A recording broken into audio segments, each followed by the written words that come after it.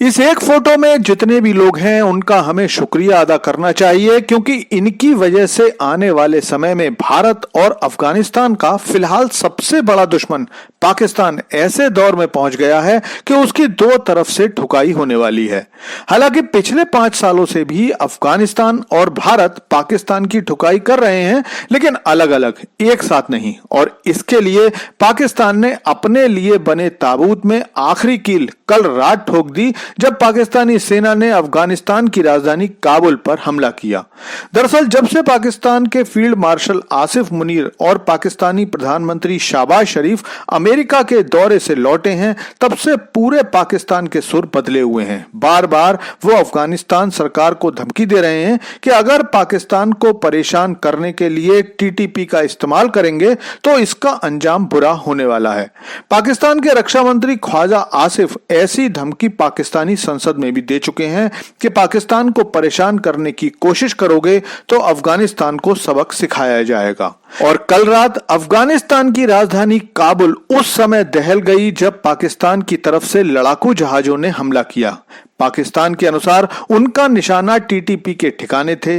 इस हमले के बाद पाकिस्तान अपनी पीठ ठोक रहा था और पूरी दुनिया में ऐलान कर रहा था कि उसने टीटीपी के टॉप लीडर मसूद को मार दिया है। इसके बाद पूरी दुनिया के मीडिया में यह खबर छा गई और सबने इस खबर को छापा। हालांकि इसके बाद टीटीपी लीडर मसूद ने एक ऑडियो जारी करके बता दिया कि वो जिंदा है और फिलहाल पाकिस्तान के ही राज्य खैबर पख्तूनख्वा में पूरी तरह से सुरक्षित है।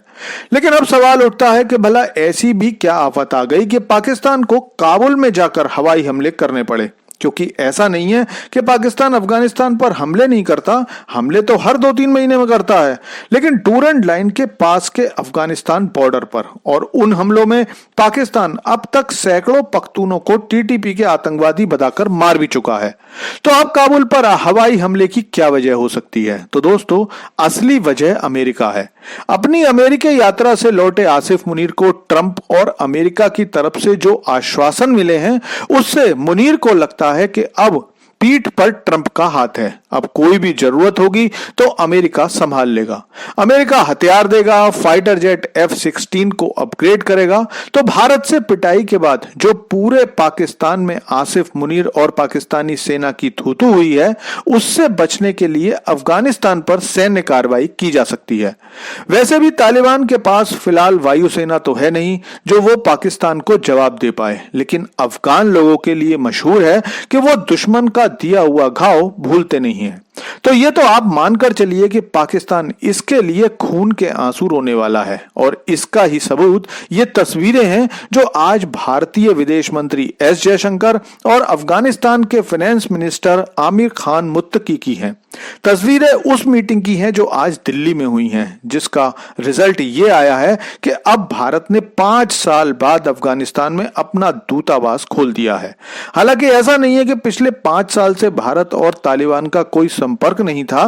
भारत लगातार अफगानिस्तान को खाद्य सामग्री, दवाइयां और दूसरे सामान भेज रहा था, लेकिन अब भारत अपना ऑफिशियल टीम अफगानिस्तान में भेज सकता है। खबरें तो ये भी आ रही हैं कि भारत अफगानिस्तान के बगराम एयरबेस तक अपनी पहुंच बनाना चाहता है। ये वही बगराम एयरबेस है जिस पर अमेरिका का कब्जा था और 15 अगस्त 2020 को अमेरिका इस एयरबेस को अपने अरबों डॉलर के हथियारों के साथ छोड़कर चला गया था।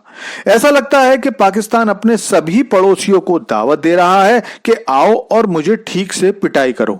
और इस दावत को आने वाले समय में कम से कम भारत और अफगानिस्तान पूरी इज्जत के साथ स्वीकार करने वाले हैं, ऐसा लगता है।